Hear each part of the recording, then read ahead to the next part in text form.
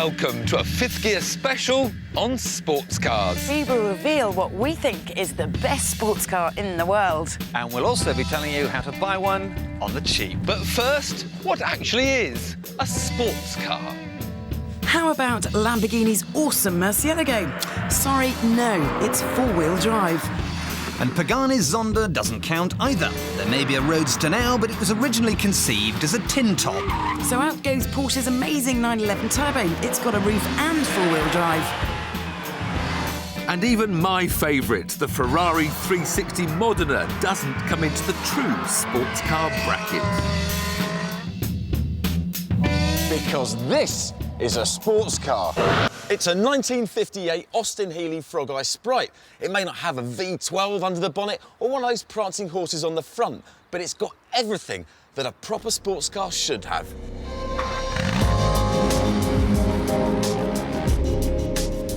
It's manual, rear-wheel drive, and was designed and launched purely as an open-top car. It hasn't got one of those cumbersome retractable hardtops, and it's not some coupe or saloon with a roof chopped off.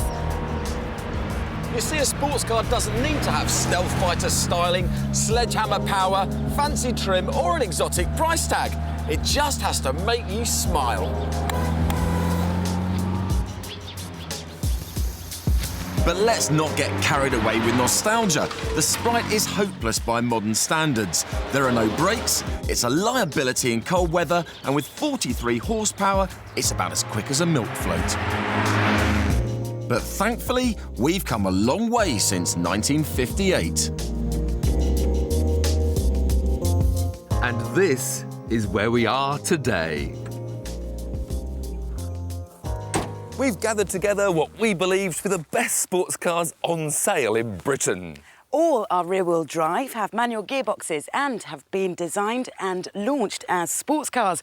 What's more, they have easy access to the sun and have been created with the sole intention of having lots of fun. But which one's best? Which one ticks all those boxes? B-road thrills, practicality, value, lots of pedigree, lots of style, and can give you a big rush round a circuit. Which is the world's best sports car? Well, when it comes to blatting round a circuit, no car does it better than this, the Radical SR3. And don't be fooled into thinking it's only for the track, because this piece of paper here means it's road legal. And just to prove it, I'm going to take it to the shops.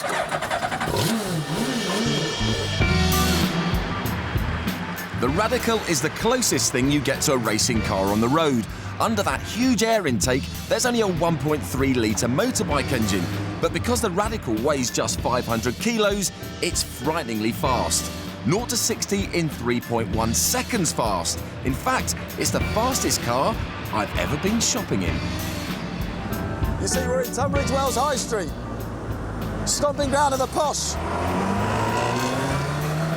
And if I apply just one picojoule of pressure too much to the throttle, we'll end up in some green welly shop. You're always aware that just one false prod of the pedal will send you hurtling down the high street at race car speeds. I've never felt an experience like it. I'm only going 17 miles an hour. Both my legs are shaking. My heart's beating like a steam train. My mouth's so dry, my tongue is stuck to the roof of my mouth, and I'm absolutely terrified. And a bit excited at the same time. I just don't want to stuff it. I needed to get out of town and onto a track with an expert. So I've employed the services of Tiff to explore its full potential. OK, Tiff, let's have it. I think you ought to tighten your seatbelts, Adrian.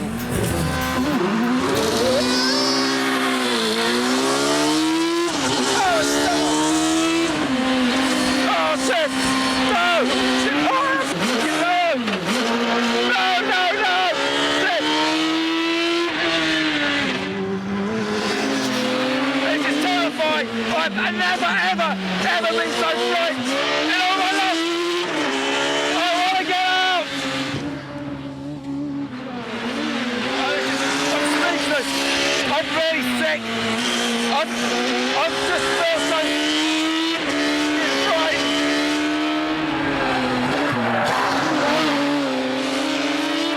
I can't find any words today, but I want to say I just want to go back to the pits and be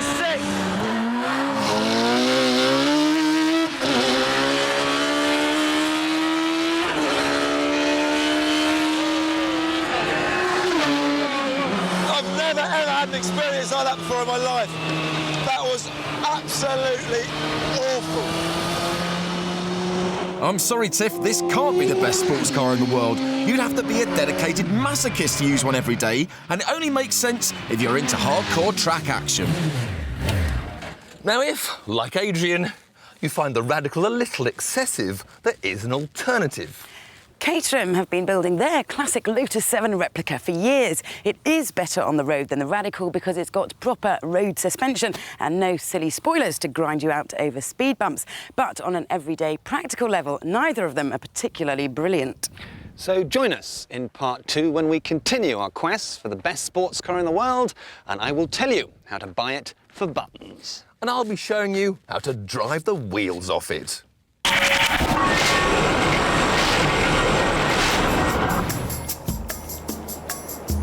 Things have been a little dull at Ford lately. Their recent launches include the fairly forgettable Fiesta, the rather futile Fusion, and a 6-speed gearbox for their diesel engine. Ooh. So, Ford showrooms aren't exactly brimming with eye candy at the moment, but that could all soon change with this, the new StreetKa. It's their baby convertible, based on the humble Ford Ka. It's styled in-house, but built by Pininfarina. Prices start at $12.5 grand, and it's on sale next month. And I think it looks pretty cute. But the big question is, has it got enough style to lift Ford's stodgy image? Well, we are in Cannes, where tax exiles and their multi-million-pound yachts are 2 a penny. And strangely, I don't feel too out of place in a tiny ragtop with a blue oval on the front of it. Now, there's a first. The chic drivers of Cannes, or Chigwell, might care to know that this is a charmingly entertaining car to drive. The new 1.6 94 bhp engine hits 60 miles an hour in a conservative 12 seconds, but any faster than that and people wouldn't be able to see you. And what's the point in that?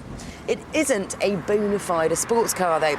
It's not called Street for nothing. So don't expect it to be a rascal around the country lanes. Treat it more like a Gucci handbag.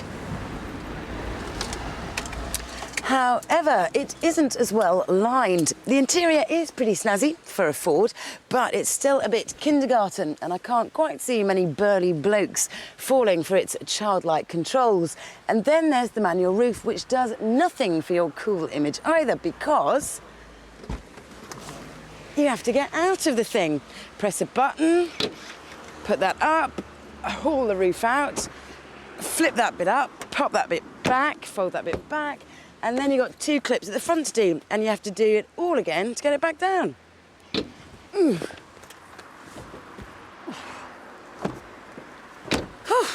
But even though this is a tiny, weeny 2-seater sports car, the boot is big enough for more than a baseball cap. Now, when it comes to extras, you're going to have to pay for them. These deliciously heated leather seats and the air conditioning system will cost more than £1,000, making this spec'd-up street car a pretty pricey proposition.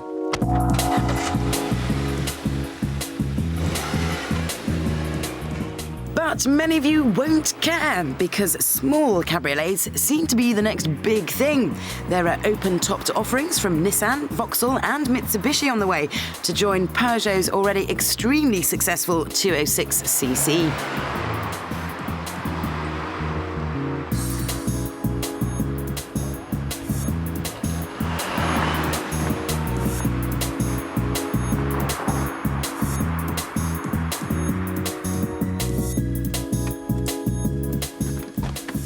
OK, it is more expensive than we'd hoped, but there aren't many easy ways of attracting attention for under £13,000. It is a lot of fun. It does sit in a low insurance group, 7, and it is so 2003, darling. Oh, and it has got a rear end that is as cute as Kylie's.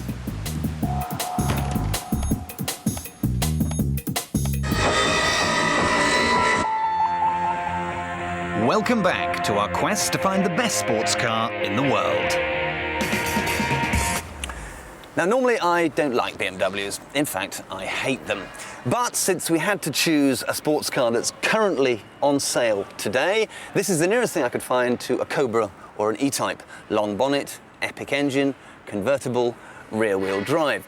It's not perfect. It has that nasty, common BMW badge on the bonnet, and look inside and the interior is like Liberace's bedroom. But, and it is a huge but, this car is bonkers fast. It is Holy Mary, Mother of God and all the saints quick. I'm talking 0 to 100 miles an hour in 11 seconds dead. It also has the looks to stop a speeding train, plus the best product placement of any car in the world, seen by billions sawn in half in a James Bond film.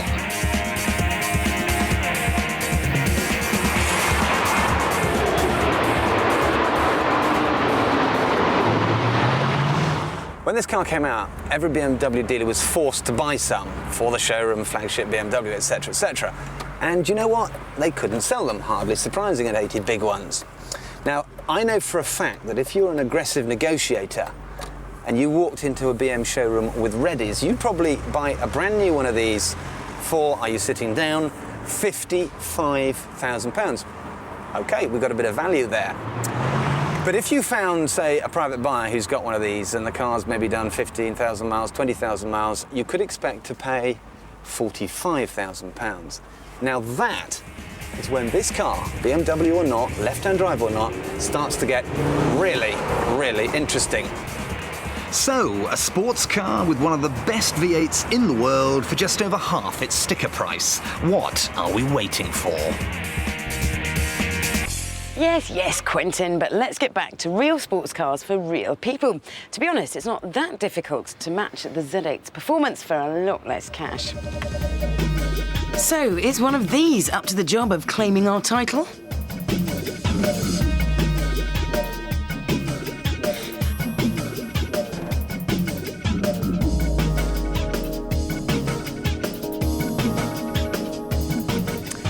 It would be pretty easy for me to convince you that the Mazda MX-5 is the best sports car in the world.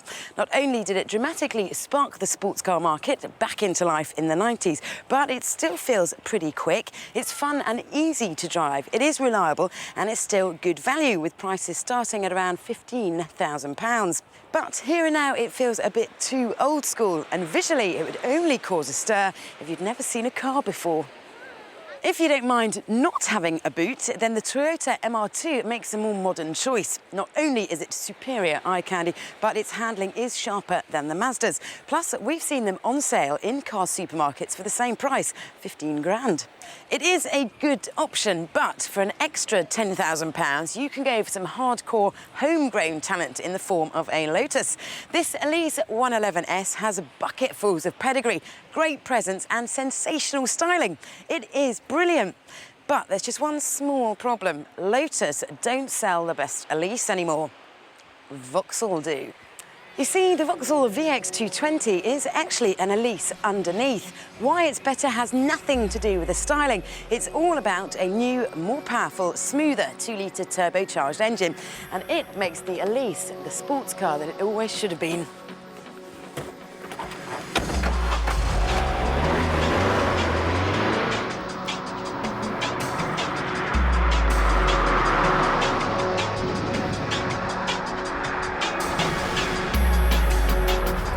Whereas the Lotus is ultimately more fun on a track, this is quicker than a similarly priced Elise. Tiff won't like the fact that it gets its oomph from an unnatural source, a turbo, but there's no denying that it's pushing all my buttons at the moment. The steering is super quick and it's got lots of feedback. Plus, you don't really get the feeling that the car's going to snap back at you, which is a good thing. The engine is also quieter than the Lotus's, and this car benefits from ABS and an airbag, which may sound nanny-ish to some, but on a day-to-day safety basis, it makes sense. And with 60 coming in under 5 seconds, so does the 25.5 grand asking price. But what am I saying? On a day-to-day basis, you would be driven nuts by the lack of comfort, the frustratingly fiddly roof, and the fact that it is very difficult to get in and out of. It's still not user-friendly enough to be the best sports car in the world.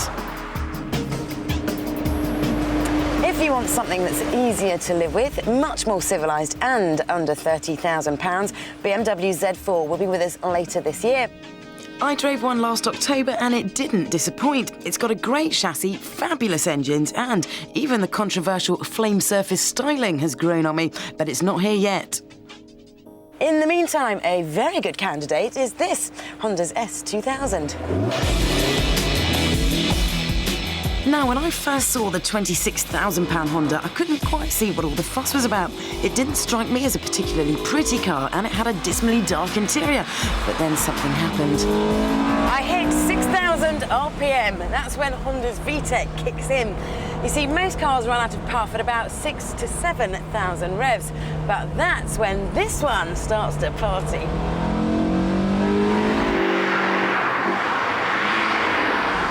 And then you realise that the interior isn't boring, it's just incredibly driver-focused. Everything from the stereo to the heater is just a finger flick away.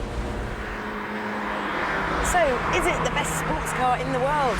Well, its strength is also its weakness. That mental engine can only really be enjoyed at race car speeds. And if you thrash it, you're always at risk of losing your licence.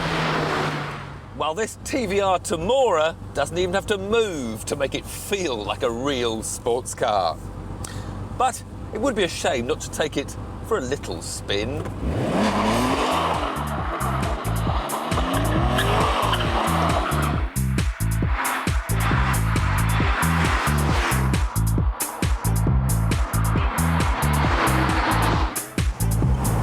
It's much further up the price scale at 36 grand, but in terms of driver aids, it's back with the race-bred Elise. So there's no electric roof, no airbags, and no ABS or traction control to dilute the driving experience, which is a bit of a worry because with 350 bhp, it's got twice the power of the Lotus. But with a car that looks and sounds like this, who cares?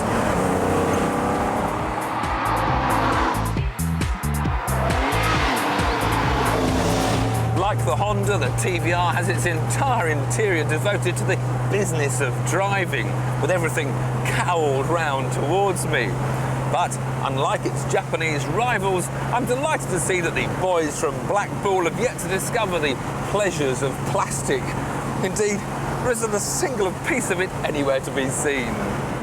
Instead, there's a deluge of leather, aluminium and suede, all centred around these fantastic dials, which in true TVR tradition provide all the basic information in a sort of arse-about-face way, with the rev counter on the right moving anti-clockwise and the speedo providing as little information as possible. But it's still brilliant because, along with the sound of that engine, you can never forget you're in a TVR. Unfortunately, much as I love the TVR Timora's outlandish styling and brutish nature, its lack of driver aids and boisterous character won't be for everyone.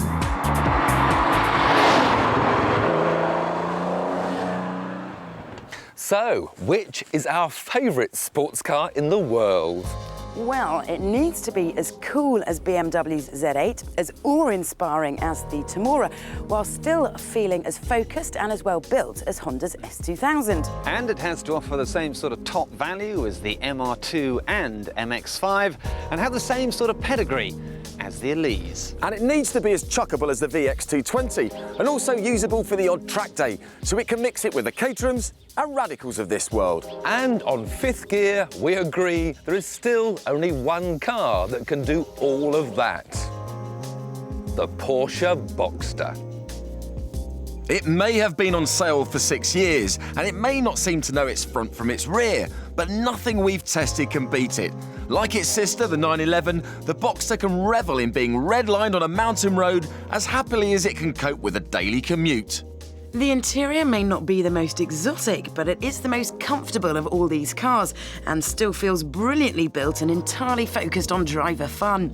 And let's not forget that it's also the most practical car here with, yes, 2 boots. OK, at just over £38,000, this range-topping 3.2S isn't exactly cheap. But it oozes so much quality. We all agree it's still great value for money. While Tiff reacquaints himself with Porsche's finest, I'm going to tell you why the Boxster makes the best used sports car in the world. Now, here is one we literally prepared earlier. We found it in the classifieds, fair and square. It's a 97, done 40,000 miles, mint car, full service history, 2.5 Tiptronic, and it's just been sold for 18,500 quid, making it a very cheap car. And hopefully demonstrating admirably that, believe it or not, there are still used Porsche Boxster bargains out there. So here's the bottom line. In the world of sports cars, this little car is one of the slowest depreciators, one of the fastest sellers, one of the most reliable, one of the cheapest, relatively speaking, to own and buy, and the one that has so little that goes wrong. So here is your handy Porsche Boxster used buying guide. Check that the spec on the underbonnet identification sticker matches the car. Don't bother opting for a left-hand drive, they're slightly cheaper but trickier to sell on, and a foreign service history is harder to check. Mercifully, the interior is bulletproof. These seats have had 6 years' worth of bottoms and look nearly new. Don't forget that this is a quick car, so check for signs of crash damage. This one has yet to see a respray, with all the factory stickers and shuck lines exactly where they should be. The hood is electric, so make sure it still works, and pre-2003 cars had a plastic rear screen, so check that it's not cracked or yellow and that the alloys and tyres look like these. The single-pipe 2.5 or 2.7s are more economical and, on average, cost £4 less than the 3.2s. In fact, so wholesomely sensible and practical that even your mother would approve. But before you start heading for the classifieds like heat-seeking missiles, Tiff, who should have found a racing circuit by now, is about to remind us what owning one of these rinky-tink little roadsters really is all about.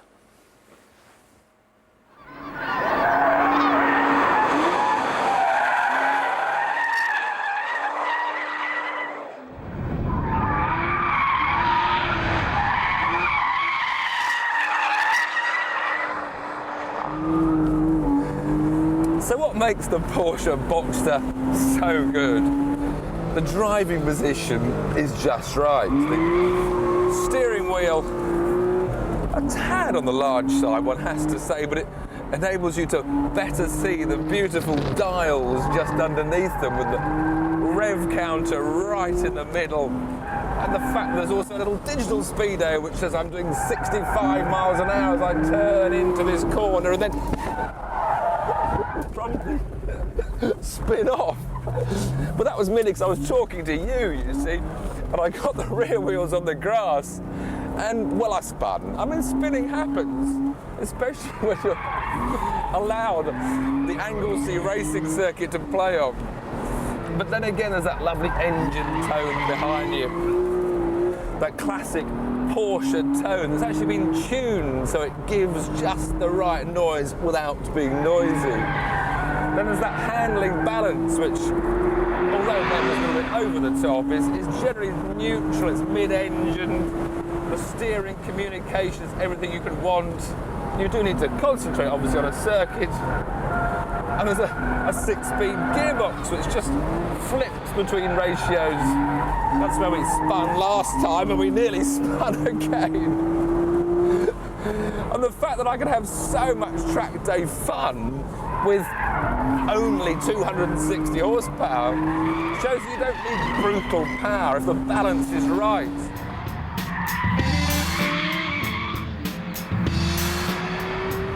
What's so good about Porsche? All I can think is everything.